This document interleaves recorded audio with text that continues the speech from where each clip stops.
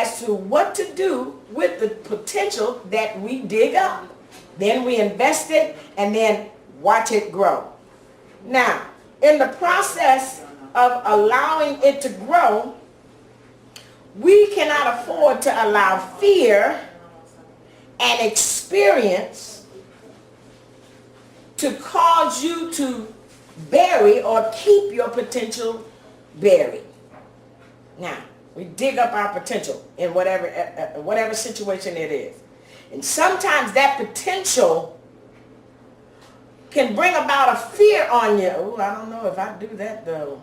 Or if I use this, or if I say this, or if I go and act on this, what will they say? They might not like it. Fear comes up. And what does fear do? It cripples you. And it causes you not to proceed with the action that you've been given to do with the potential that you have. So you can't afford to allow fear to come up, to keep your potential buried, or experience. Now, what do you mean experience?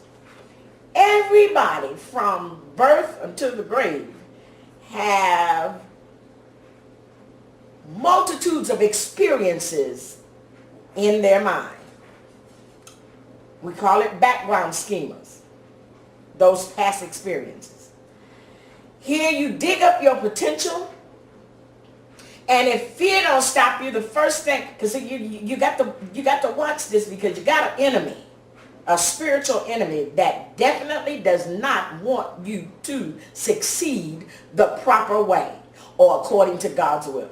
Doesn't want you to succeed. So the enemy is going to always be there to bring up, while you're digging up potential, the enemy is digging up experiences that are adverse to your going forward with your potential. And those experiences will come to cause you to say, oh no, last time, I started this once before. I started to do this once before, and such happened. Or I had a bad experience with this, and I don't know if I can trust this person or not. Don't allow fear and experience to keep your potential buried. Now, last week, we read the parable in Matthew 25, the last session. Matthew 25, verse 14 to 30. And that was the story about the three servants, the three people that the master had given them talents, given them potential. We'll call it that. Had given them potential. And two of the servants took their potential, and they had varying degrees of potential. And see, that's the other thing that we have to be mindful of. You cannot afford, with your potential, when you dig up your potential, don't start peeping over across the fence to see what somebody else's potential is. It ain't got nothing to do with you. Your potential is your potential, and you will be rewarded accordingly. Here we get in this world, we start, oh, I ain't got as much potential as they got. But you have no idea what the other person is going to do with their potential.